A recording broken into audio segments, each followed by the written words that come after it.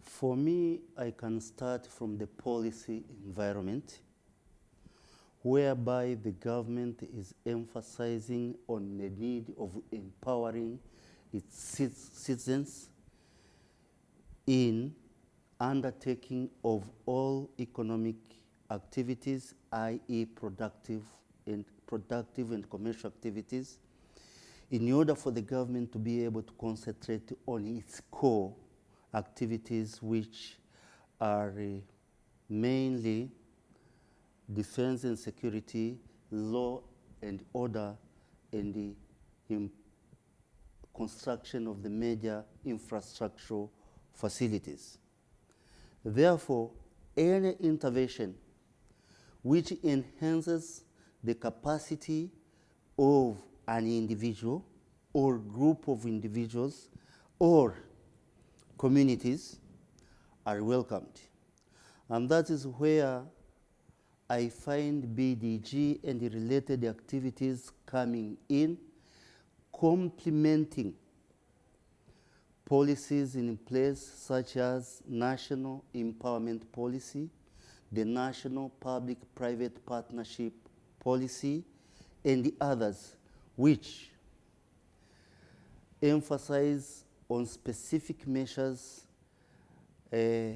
towards improving capacity of individuals to be more competitive, to be more friendly on utilization of the resources, and to be of more value in terms of goods and services produced.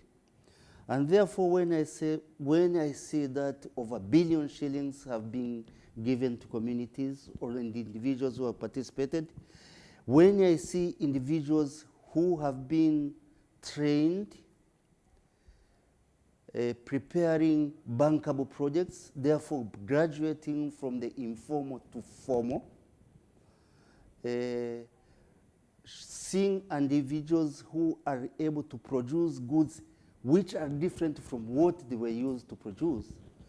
That, for me, is where I commend the initiatives of BDG, and that are the reasons which we have that BDG has to be, BDG elements has to be continued.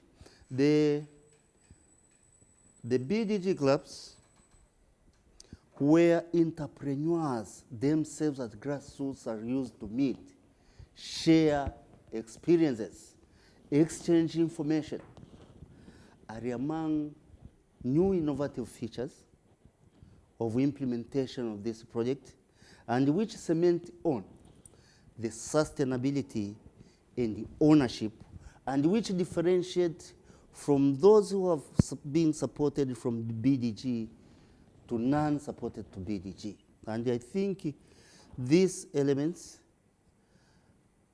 has to be continued, and even some of the communities, because this is an innovative feature of BDG, but even some communities in Tanzania had been practicing nightclubs where, like the Indian communities, are used to meet in the evening hours to share information, exchange experiences of order of the day.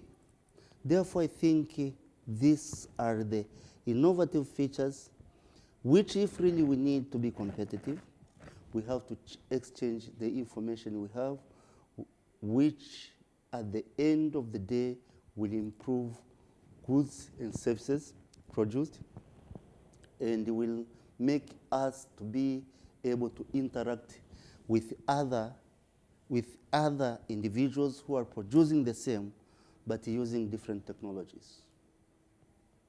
I'm very comfortable. Let me say like this.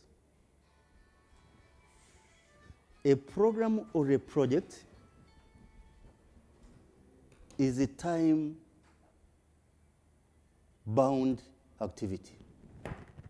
We cannot continue implementing projects throughout. And perhaps we shall not be able to say that we are continuing implementing projects. Rather, putting an institution in place owned by the beneficiaries of BDG is one way of sustainability, is one way of enhancing all elements of competitiveness. We appreciate for having a project in place. It was,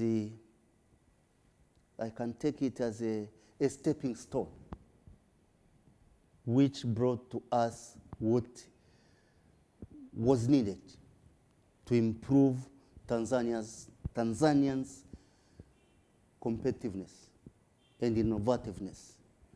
But since the project is coming to an end, and we think that by having an institution in place is more advantageous than a project, as beneficiaries will own this institution, will man this institution, and will man it in a broader way, will do more activities.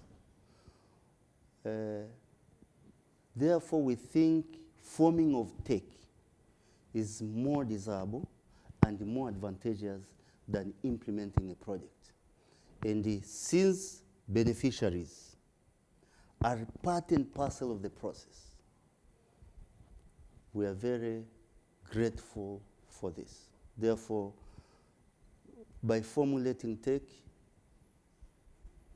we think that it will assist the government, will assist the beneficiaries to effectively participate in this competitive world where a good like this pen can be produced by different 100 producers.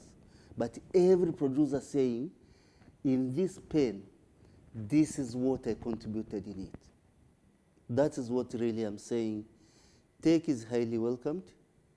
Let us ensure that all stakeholders are adequately involved, are adequately informed, and are prepared to take on their roles.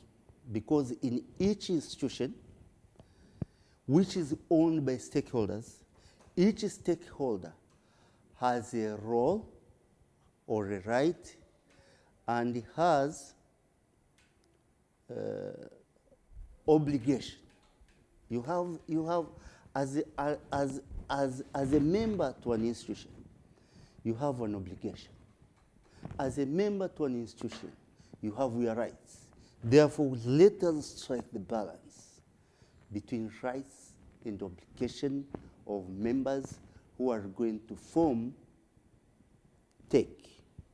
And we are saying this after taking experiences that the government is determined to see private sector take an engine of economic growth where the private sector is responsible for undertaking of productive and commercial activities. The government is hiving off all these activities, expecting that private sector, local and foreign, will come in. At that particular time, the government will be preparing fair playing ground for all.